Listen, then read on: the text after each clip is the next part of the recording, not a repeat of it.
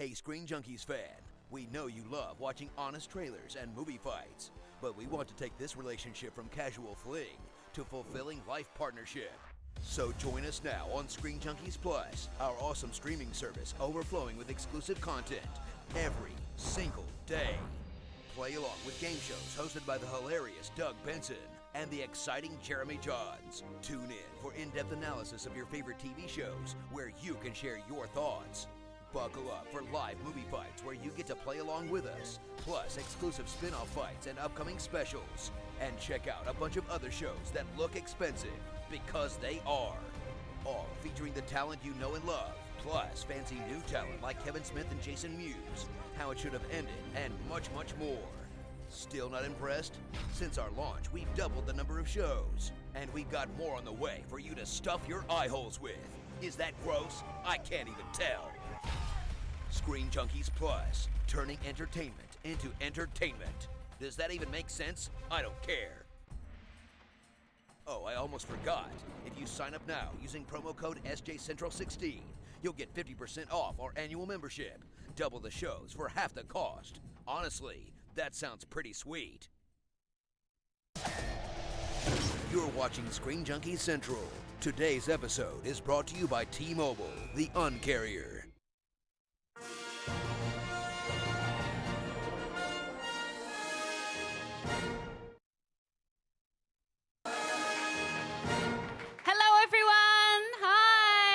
Welcome to Screen Junkies Central. We are broadcasting live from San Diego during Comic-Con. Hey, how's your Comic-Con going?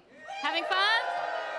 I love this. I'm Alicia Malone. I'm here with the wonderful Andy Signor. I'm here with the lovely Alicia Malone. How fun has this been? That movie fight with Kevin was fantastic. That was insane. If you're watching now, you can go back and watch the movie fight. Right now, we've got a really exciting panel for you. We're talking about comic book adaptations, how they go from the page to the screen. And also, you can watch this live right now on Facebook, on YouTube, also on SJ Plus. We've got a bunch of other shows coming up for you tomorrow and the rest of today. So go to screenjunkies.com/central to get all your information. And before we get into it, Andy, I just want to give a big shout out to thank all our Plus members, because it's because of them that we can be here without them, this amazing event. So if you want to join nearly 20 weekly original shows and hours of live content, join right now at screenjunkies.com/plus and use the offer code SJCentral16. You'll get 50% off the annual membership. That's huge. That's a really good deal. And if you, it's like it's a couple bucks a month. It's so much cheaper. You're not going to get any cheaper. Please, please, please check it out. Yes, I love it. But let's get into it. We have some really exciting guests for you. So from Lucifer, we have the showrunners, Joe Henderson and Ildi Modrovic. Come on out. Woo! Hey, guys. Hey, Joe, how you doing? Hey, Ildi, how you doing? Come on in. Pick a chair, grab a mic. How are you guys feeling? How's Comic-Con been for you? We just took the train in, so we've been here for about an hour, so it's awesome. So you're fresh. We got you fresh. Yeah. Well, Lucifer, I know the pilot episode premiered at last year's Comic-Con. So what has this last year been like for you, this ride? Oh my God, last year when we were here, we hadn't even aired yet. So this year is going to be completely different. We hope that a lot of people are dressed like Maze, especially men. We're really hoping that. I've been here many, many years. That last year was the first year as a professional. So to be able to sit on this side of it when normally I'm sitting out there was incredible. And now it's just even more exciting because last year no one had really seen the pilot. Now people have seen the show. People seem to dig it. So now it's just fun to meet the people who like it. It's exciting. It's awesome. It's really exciting, and I know the show has just been renewed for season 2, so congratulations. Yes. That is so awesome. I had a question, just because I want to get a little technical with you guys and have the because we have a lot of aspiring people out there. We're very technical. I know this answer, and I know how complicated this job is, but like, what does the showrunner do? We really just sit around. Delegate. I think you delegate. We eat. The weirdest, the the weird answer to that question is it depends on every show because it depends on how much you want to do. Like you can really get lost in the minutia of the show in really wonderful ways, or you can hire the people and delegate and trust them and check in, and there is no right answer. Like sometimes it's great to have people underneath you that can do certain things, and sometimes there's the brilliant showrunners who dig into all the details. I think Like the first thing you're in charge of is just the scripts. So, you have your team of writers, you have a staff, and you just move the train forward and then it's really hard when you get into production because you're in editing while you're trying to break a story, while you're trying to get that outline out and that script out. So you're sort of like spinning plates. It's juggling chainsaws and children and 17 other things at once. But it's exciting and it's thrilling because you start at 9 a.m. with a meeting about props, and then at 10 a.m. it's a meeting about the story of the episode that is going to shoot in 3 weeks. And then you go into post, and then you say hi to the writer's room, and they wonder what on earth you're thinking. And then you go talk to them really quick, and then you go into post and look at a shot. It's just relentless and awesome. It's really tiring, but it's like crazy because I'm sure it's an insanely tough job, but it's like I think people don't understand. Like they hire directors and writers to do episodes and they move on, but you guys really have to contain the whole thing and like be the creative overseers and making sure that's working. It's kind of like it's especially if you have ADHD like I do. It's just very hard to concentrate on a million. You just really do have to concentrate. Like you're casting, you're looking at wardrobe. Like the silliest things happen. You're like, I don't like the bangs. Can we? Just, A lot of bangs calls. But in particular, the big thing I think we're very happy with is we have a lot of people we trust on the show, and we have a wonderful writers' room and things like that. And that's your first move is you hire really good people to do their jobs, and you're always involved in every aspect of it, but you are trusting them because they are damn good at what they do. And that includes we also just have a wonderful cast. We're very fortunate with the talent that we're working with. Well, Lucifer is such an interesting one to talk about when you're talking about taking a comic book from the page to the screen, because it is based on a character in Sandman, but would you say it is a police procedural drama more than anything? it is the devil solving crimes. Yeah. No It is mistake. police procedural, mythological, serialized, comedy, drama, horror show. Yeah. Wow, everything. What's your favorite part of that? That's what I love about it is every half hour it's a different thing. I love that I can sit down at a keyboard and write literally in the second episode of season 1, a guy getting kicked in the balls in slow-mo. Like that's a moment that happens in our show, and then you have a tragic moment in your episode, the one after, which is this moment between our two characters having this sort of connection because our hero has cut off his own wings and he has these scars on his back. Yeah. So like we have dick jokes and then we have just Can you see? genuine emotion, and to be able to run that gamut, I think is amazing. Yeah, I mean, and then you also get to have everything heightened because it's the devil and God and everything. I mean, so everything has immediately super high stakes. Yep. You don't have to, but then at the same time, you can ground everything because it's just a father and a son and two brothers, and so it's relatable.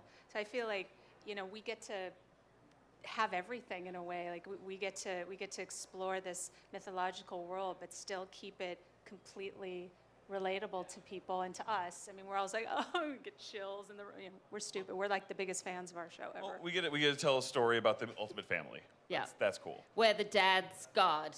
Yeah, exactly. Yeah. So what I love, and I'm sure everyone at Comic-Con is super excited about this, but you've got a very special person just being cast as the mother. Please tell me who that is and about her. Trisha Helfer. Woo! She's so good. Battlestar She is. Galactica. Not only, she is so good in everything she's done previously, but like, She is lovely. oh my God. I I have the same kitten rescue group she does. She's such a nice person. She's very nice. She has like a loves cat cats. sanctuary, Yeah, yep. I believe. Yeah. And day one, she showed up playing the character, and it was just, you knew. You just were like, oh yeah, that's who we've been imagining, and we didn't even know we were imagining that. Like, just fantastic. I think everyone's gonna be thrilled when they see Yeah, her. she had like such a tall order of just a very strange kind of character to play. Not just, if on paper you go, oh, she's the devil's mom, okay, well, maybe she's, this arch kind of Cruella de Vil sort of thing or something. No, not that's at all. not it? No, oh, wait, no, that's not it. I'm sorry. Spoiler. No. Well, I was gonna say, are there any big changes in season 2 that you can help set us up for? I mean, that's the big one. That's the big conflict. To me, season 1 was all about dad. It was father issues and this sense of living up to it / going off on your own path. A lot of daddy issues going on. It's if only I was channeling something. But but season 2 is all about mom, and it's all about. It's funny because dad's this distant figure that he never hears back from, and here's mom here on Earth. What do I do with that? What does that mean? It's just that's going to drive everything in a really nice way. Yeah, he's been, felt rejected for I think his whole life, and there's a whole backstory which we will not tell between him and his mom. But what is it like when you start to actually get maybe parental attention or love? Is it good? Is it bad? Is it, how does that feel? So that's what we'll be exploring. It's so interesting the way this is inspired by a comic book, but not a direct adaptation of it. How much freedom do you get to sort of do your own thing with it, make your own characters? Hugely. It's so Total. different that weirdly sets us free. Yeah. The way that we've approached it is very much the character templates are the same, but I mean, our show exists in Los Angeles. It's not in the wonderfully insane world that Neil Gaiman created and Mike Carey shaped. Like, it's Los Angeles, it's grounded, but at the same time, Lucifer is very similar to that character. He is that mischievous figure. Maze is still the loyal soldier. Amenadiel's still fighting him, but even that character's changed quite a bit. Like, what we try to do is use the character dynamics as a starting point, but filter it through our very different world. Yeah, I think the hardest thing about doing an adaptation is when you do have to stick to it, and especially you have a loyal fan base. I mean, the good thing about the two comic books that we kind of live in between them. Sandman created Lucifer, and then at the end of Sandman, he leaves hell, and then so much happens in Lucifer that's so big, and we knew that if we put that on TV, it would. I don't know. It's almost better in your imagination than it would be, to actually see it play out. So this is just kind of right in between when he has this bar in Los Angeles, and we just explore, like making that a giant chapter of our own kind of. Yeah. And casting is such a big thing when it comes to a show like this. Tom, Lauren, such a charismatic cast that you have.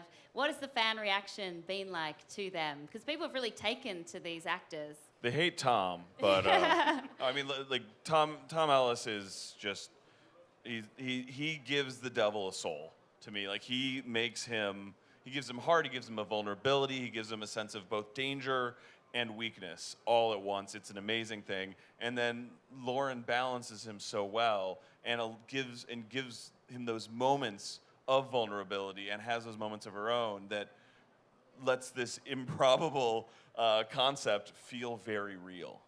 Yeah, I think both of them as people, I mean, you should see them off camera. I mean, they are X-rated for one thing. No, but they have so much fun as people, and I think that comes across on screen. I mean, the thing about the character of Lucifer is that he's kind of a teenage boy, kind of a forever teenager, and he had to have this joy to him, I think, a glee to being sinful, and that's just like it's inherent in who Tom is, and that comes through.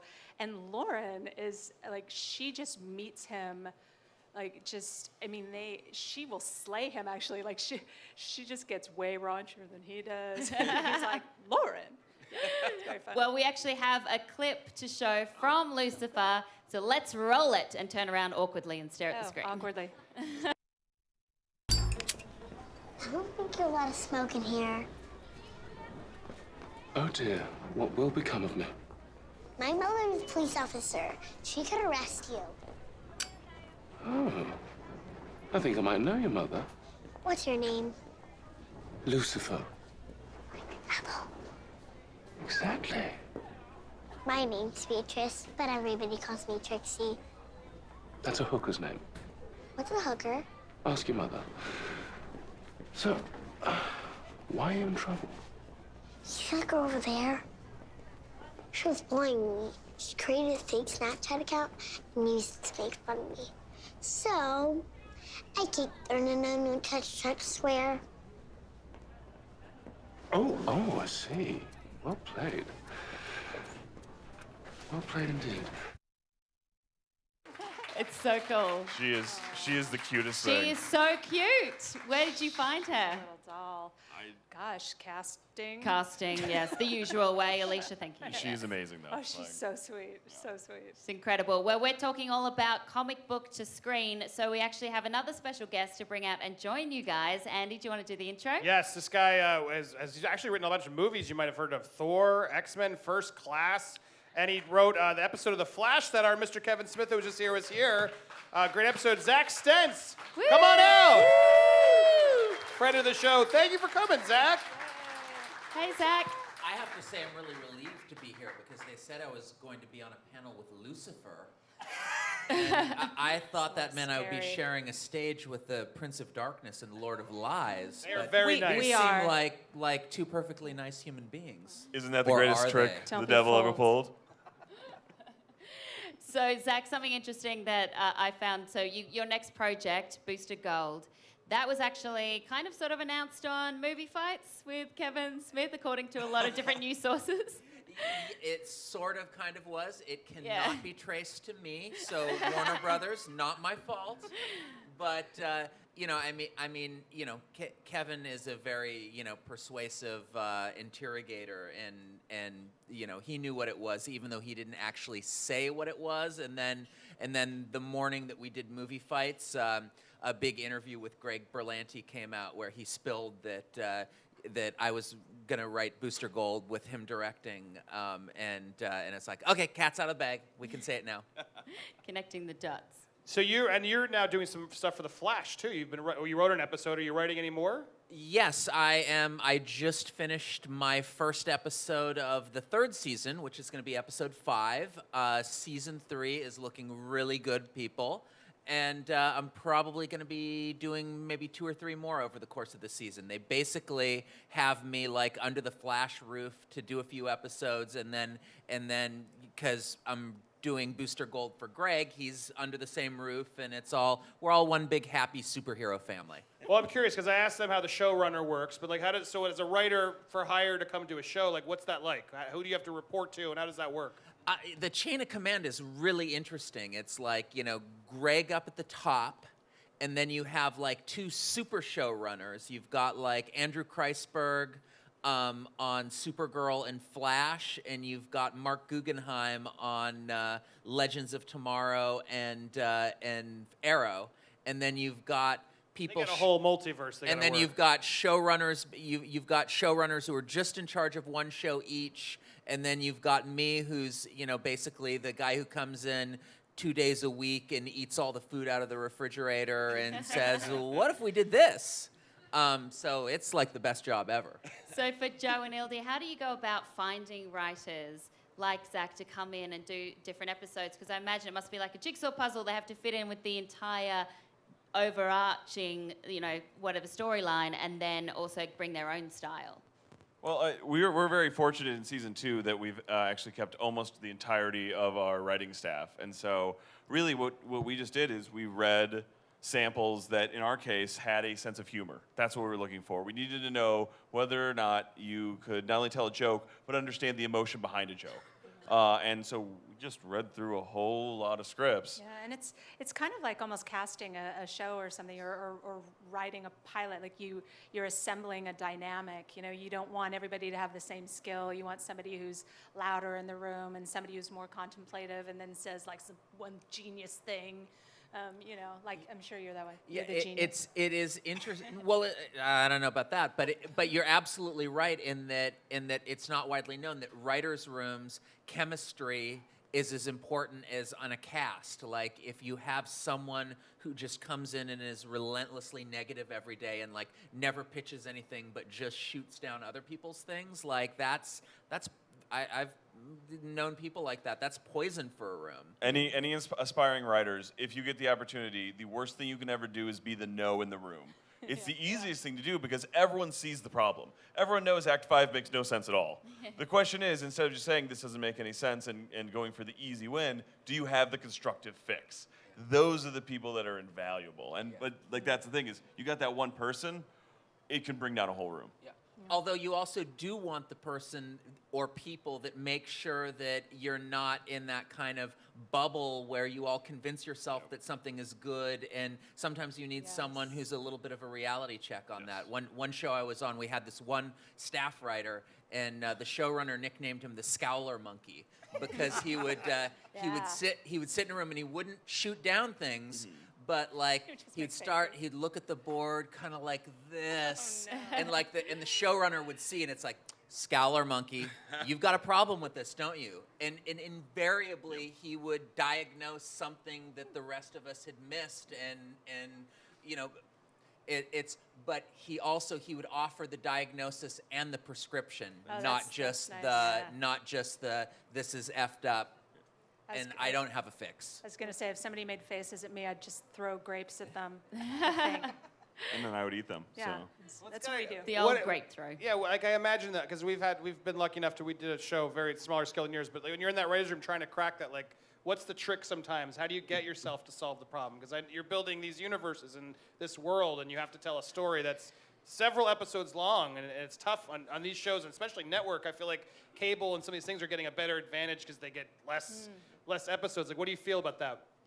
I mean, I feel like it's kind of our job as showrunners to create the kind of atmosphere that's as relaxed and nurturing as possible. I mean, I've been in rooms where you're kind of terrified, and that's just not the kind of place that's really going to make creative things happen. I mean, we do a lot of drinking, for one thing. That is true. That is absolutely true.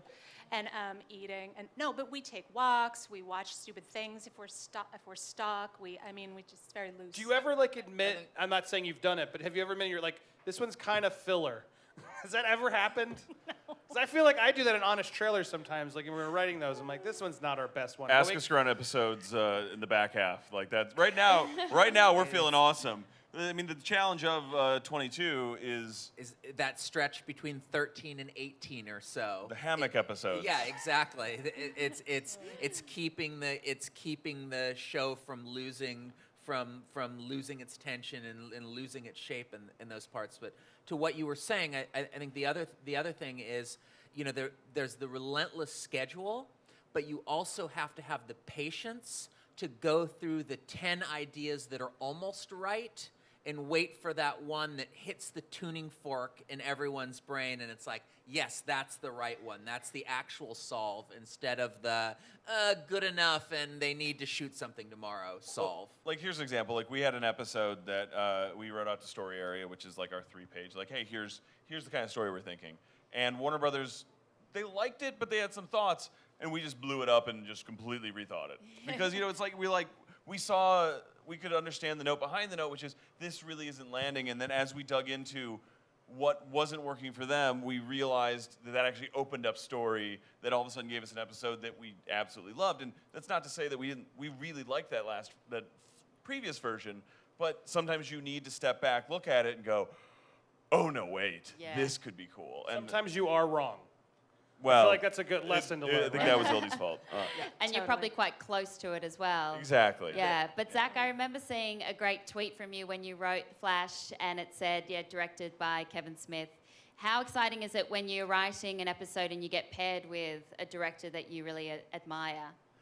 I mean, all of the Flash and the Berlanti people are really good at picking directors, but I have to confess, I mean, Kevin Smith is one of the reasons why I wanted not only why I wanted to do this, but why I thought that me, without a film school education, someone who was just a fan and who studied things intensively, might actually be able to do that. I mean, he was the guy who was living the dream, and, you know, like, I read the books about how he made it and things like that, so, like, literally 20 years later, you know, the 20-year overnight success, you know, actually getting to write something that he directed was it was a dream come true. And then for him to turn out to be just a delightful and lovely human being, aside from being that talented, was just, you know, that was like a bonus. Also, great episode. Thank you. great. Well, for you guys, now you've got season 2 coming up. I imagine as showrunners, you really focus on getting a great first season. That wraps, and then you get renewed, which is great. But at the same time, you're like, okay, we've got to really bring it and top ourselves from last season. And on that note, I'm curious, like, do you save things like, if we get season 3, this would be really great? When do you let go? On particularly not great ideas, we're like season 5. Season 5.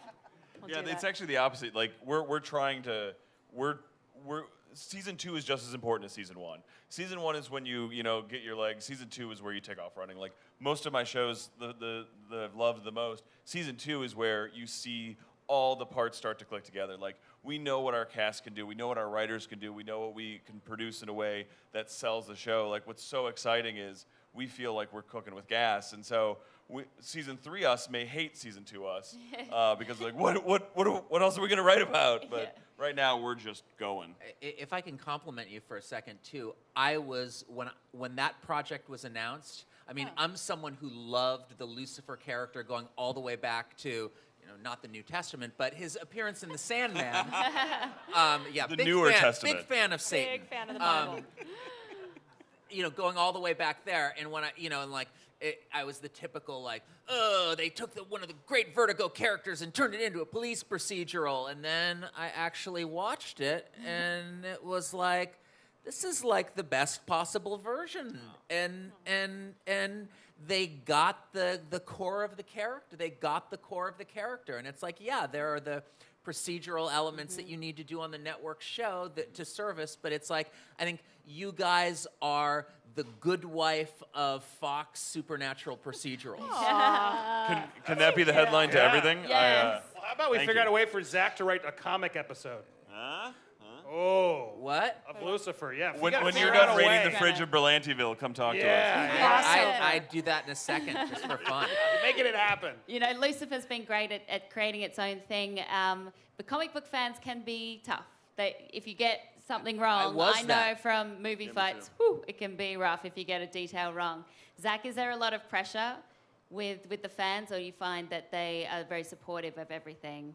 The direction that you go, you can't think about it. I mean, the fans have been super supportive. I've also, it's been interesting. I've now adapted superhero material in several different camps with several different styles. There was the Fox camp with the Fox Marvel characters. There was the, being there for phase 1 of Marvel when they were still trying to figure everything out, but had the Marvel House style. And now there's the, I've got one foot in the DC Berlanti-verse, and then I'm also bringing the kind of spirit of the Berlanti-verse into the DC movie universe. And it's each one of those has a different thing, but at least what I've tried to do in all of those is honor the spirit, is how to put this, not be embarrassed by the material that I'm adapting. Yeah. And that's I think that's what's deadly, and that's where they go wrong is where they're running away from the elements of it. It's like,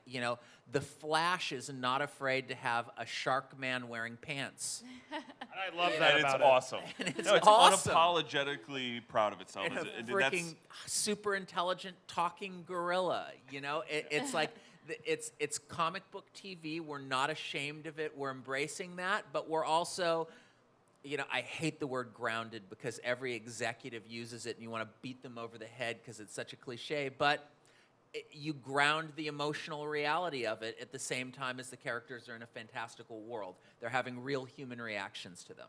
And I was going to say, anything you want to tease about season 3? Yeah. Are you allowed?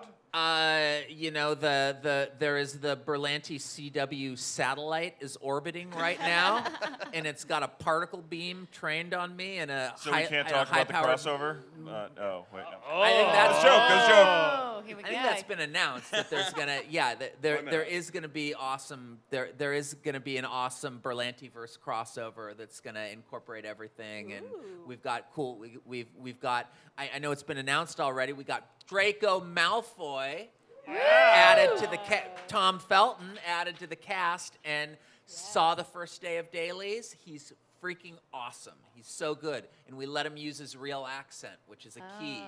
Very If cute. possible, and for all of you people casting out there, If you cast an English person, let them use their real accent because they're not all Hugh Laurie. Yeah, exactly. I know a lot of people didn't even realize he was English because he does such a perfect American accent. But when they, aside from Hugh Laurie or It's Meryl hard to Streep, do. when they do accents, it's like a Mac running PC software. You can do it, but you're like only 75% as fast. So Yeah. you're not getting all of their performance if they have to spend, use half of their brain Yeah. thinking about, The accent. don't talk like this. I know. I can't. I A can't do an horrible American fake accent, so- Cockney accent. Just wanted to ask you a quick question, Zach, before we wrap. You say everything you've done. It's incredible. What is it like for you with Comic-Con? Do you find yourself embraced by fans? Is this your jam to come here? I love it, even though I have crowd anxiety. So I can only take so much. Like ScreenJunkies has been a godsend because they have a very nice quiet room with hummus in back. So We do. And air conditioning. and air conditioning. So if things get overwhelming, I go back, sit quietly, eat hummus. And that helps me. But this is the first Comic-Con I've ever been to that people have actually recognized me, and I think it's Cool. from being on the Screen Junkies show. So I love it. I'm a kid in a candy store. It's great being here, and it's great being. I haven't seen any booster golds yet, though. I want to. Oh. My goal soon. is. Yeah, soon. My goal is like 2018, 2019. People love the Booster Gold movie so much that there'll be like wall-to-wall blue and gold at, Deal. at In Comic-Con. 2018 Central, we're going to do a Booster Gold contest with you. Yes. Awesome. Oh, there it is. Thank you Awesome guys content. so much. Zach, you. we're You're not done first. with you yet, though, because we've got something coming up later on. You're going to be at our Screen Junkies panel, room 60E, at a Screen Junkie San Diego Comic-Con official. So I'm excited Yes. for. He's fighting Max Landis. That's going It's going to be intense. crazy. All you Gen Xers, I'm going to be holding up the Gen X honor against that millennial punk. Actually, I love Max, but I'm going to show no mercy. Thank Take you him guys down, so much. take him down, Please Zach. thank Zach Stentz, Ildi Modrovich, Joe Henderson. Thank you, guys. That for was really joining fun. us. That was Thanks for sharing that. fantastic. It was really fun. Thank you. Thank you. And thank you for everyone for tuning in. So much more coming up for you on SJ Central. So keep watching. Bye-bye. I just did the how. You did it. Thanks again to sponsor T-Mobile. With double the LTE coverage, get your Screen Junkies fix in more places. To watch our previous show, click to the left. And to view everything else from Screen Junkies Central, click to the right.